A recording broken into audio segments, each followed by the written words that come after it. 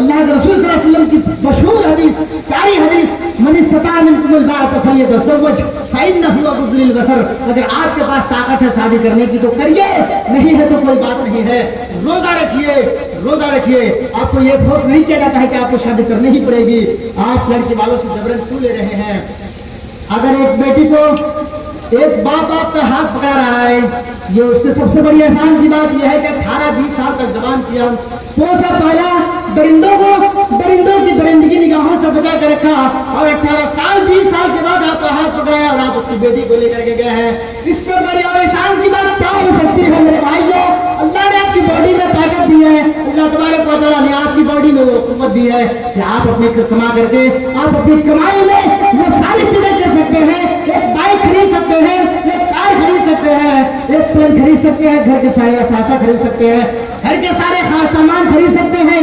अगर आपको ससुर 2 लाख रुपए का सामान दिया तो मुझे लिख कर दो आप कि 2 लाख के सामान में हमारी जिंदगी पार हो जाएगी, हमारी जिंदगी कट जाएगी। अगर आपका ससुर एक मोटरसाइकिल देता है तो लिख कर दो मुझे, मौलाना साहब जब तक मैं चलूंगा इसी गाड़ी पर चलूंगा और इस गाड़ी में पेट्रोल नहीं लगेगा तो मेरे भाई जो ऐलान में लोगों को कहूंगा कि तुम अपनी बेटी की शादी में जहेज दो जिसमें पेट्रोल न लगे।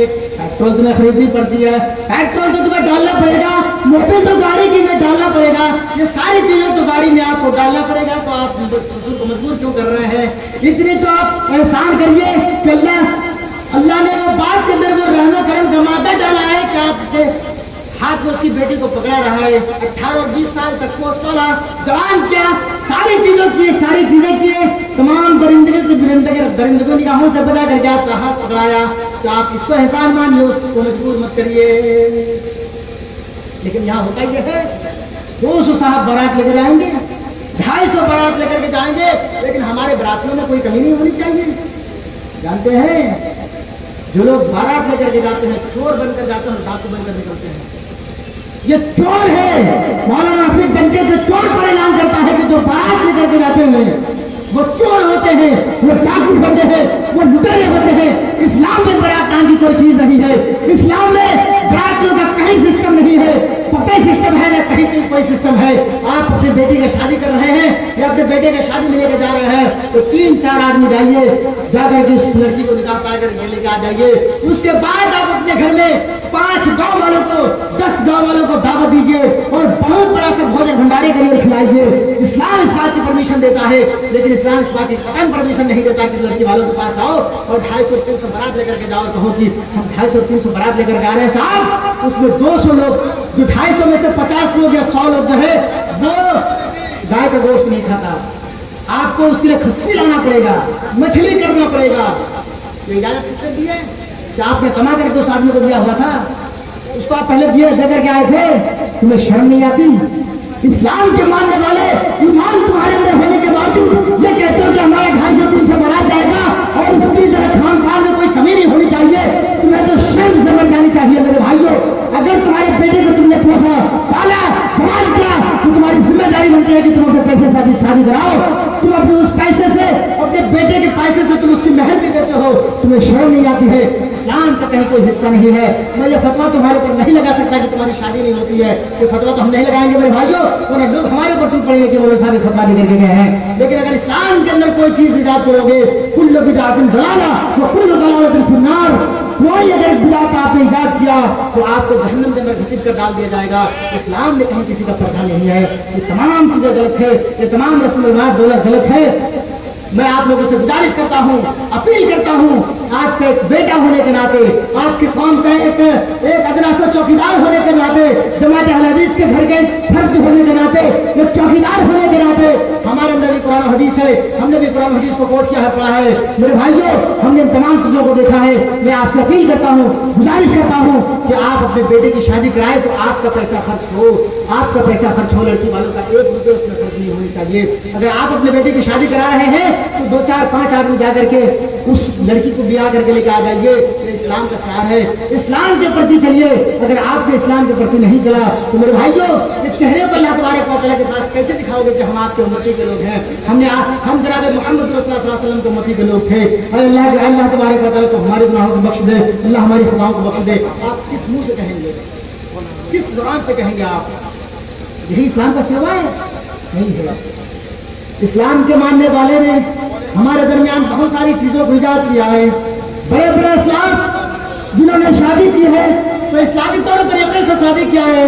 صحابہ کرام نے شادی کی تو اسلامی طور طریقے سے شادی کیا ہے. اس اسلام کو یہ ایسا پیسفل مذہب ہے کہ اسلام کو ماننے والے یہ غیر ریلیجن کے ماننے والے تھے، لیکن اسلام کو جب انہوں نے سنا، اسلام کو پیا تو ساری چیزوں کو چھوڑ دیے. باپ کو چھوڑ دیا، بیوی کو چھوڑ دیا، سارے لوگوں کو چھوڑ دیا. عبد الرحمن بن عوف جنہوں نے اپنے ماں باپ کو چھوڑا، اپنی بیوی کو چھوڑا، اپنے بچوں کو چھوڑا، تمام لوگوں کو چھوڑ کر کے اسلام کے اندر آتے ہیں. میرے بھائیوں، اسلام ایک ایسا پیسفل مذہب ہے، ایک ایسا دھرم ہے کہ جہاں اللہ رب العالمین کو چہرہ دکھاؤ گے کہ ہم اسلام کے ماننے والے تھے. اے اللہ ہمیں جنت کے اندر ہماری انٹری ہونی چاہیے. عبد الرحمن بن عوف کے جیسا بنیے، عبد الرحمن بن عوف کے جیسا بنیے. اگر اسلام کے ماننے والے ہم ہو کر کے اگر غلط چیزوں کا استعمال کریں گے تو اللہ تبارک و تعالیٰ کبھی ہمیں چھوڑے گا نہیں. آج یہ کیمرے ہمیں ریکارڈ کر رہی ہے، یہ موبائل ہمیں ریکارڈ کر رہا ہے. اس کا مطلب یہ ہے کہ ہماری باتیں دوسرے تک پہنچے گی. اس کا مطلب یہ ہوتا ہے میرے بھائیوں، اگر آپ کسی شاپنگ مال پر جاتے ہیں، کسی چوراہے پر جاتے ہیں یا کسی ایئرپورٹ پر گھستے ہیں تو وہاں CCTV کیمرے لگے ہوئے ہوتے ہیں اور اس میں لکھا ہوا ہوتا ہے آپ کیمرے کے اندر میں ہیں، یو آر انڈر سرویلانس، آپ کیمرے کے اندر میں ہیں. کیوں لکھتا ہے؟ آپ یہ سوچ رہے ہیں کہ ہم یہاں گناہ کرتے ہیں تو ہمیں کوئی نہیں دیکھتا ہے. آپ یہ سوچ رہے ہیں کہ ہم یہاں چوری کرتے ہیں ہمیں کوئی نہیں دیکھتا ہے.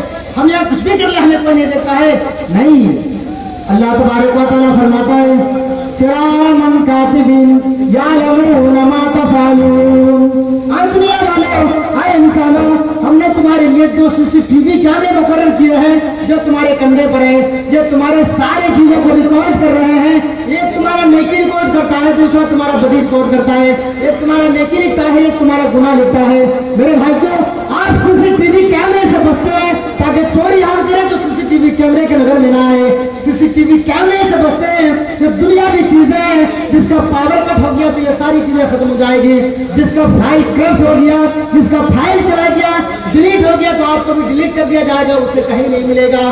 لیکن اللہ تبارک و تعالیٰ کا وہ CCTV کیمرہ ہے جس سے نہ کبھی وائر کٹ ہو سکتا ہے، نہ جس کی بجلی کرپٹ ہو سکتی ہے، نہ فائل کرپٹ ہو سکتا ہے، نہ بجلی بھاگ سکتی ہے. اللہ کا وہ CCTV کیمرہ اللہ رب العالمین کے سامنے رکھے گا اور کہے گا کہ یہ آدمی جہیز لیا تھا، یہ آدمی شراب پیا تھا، یہ آدمی اسلام کو فالو نہیں کیا تھا، یہ آدمی اسلام کے بارے میں اسلام کے پرتی چلا نہیں تھا. انہوں نے مسجدیں تو بنائی تھی، عالیشان بھی دی ہے، لیکن نماز نہیں پڑھتے تھے. فجر کی اذان ہوتی تھی، الصلاۃ خیر من النوم. وہ نیند میں سونے والوں آ جاؤ، نماز بہتر ہے نیند سے بہتر نماز ہے. لیکن نماز کے اندر آ جاؤ، نماز کی طرف آ جاؤ. لیکن وہ ہمارا نوجوان، وہ مسلمان نوجوان کانوں میں ایئر فون ڈال کر کے گانا سنتا ہے، گانا بجانا سنتا ہے، غلط چیزیں سنتا ہے. ساری چیزوں کو سنتا تو ہے لیکن اسے توفیق نہیں ہوتی کہ رجائی کو ہٹائے، یہ ہاتھ کو ہٹائے مسجد کے اندر چلے جائے. میرے بھائیوں، اللہ کے رسول صلی اللہ علیہ وسلم کی صحیح حدیث ہے کہ قرب قیامت سے پہلے گانا بجانا عام ہو جائے گا. وَمِنَ النَّاسِ مَن يَشْتَرِي لَهْوَ الْحَدِيثِ. جو گانا بجانا سنے گا، خریدے گا بہت پیسے کا موبائل، 1.5 لاکھ 2 لاکھ روپے کا موبائل خریدے گا اور اس میں گانا بجانا لوڈ کرے گا، گانا سنے گا. لوگوں، زمین کے دھس جانے کا انتظار کرو، میں نہیں کہہ رہا ہوں، اللہ تبارک و تعالیٰ کا قرآن کہہ رہا ہے وَمِنَ النَّاسِ مَن يَشْتَرِي لَهْوَ الْحَدِيثِ. آپ ایسی چیزیں خریدیں گے جو آپ کو جہنم کی طرف لے جائے، وہ چیزیں آپ کی جہنم کے اندر لے کے چلا جائے گا.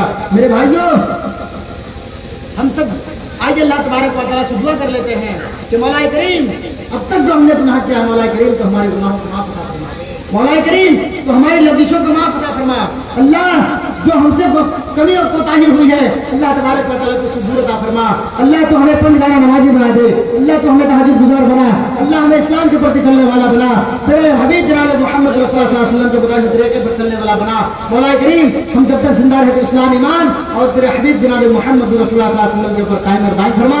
جب ہمارا خاتمہ ایمان میں خیر ہو، آمین. وآخر دعوانا ان الحمد للہ رب العالمین. السلام علیکم ورحمۃ اللہ وبرکاتہ.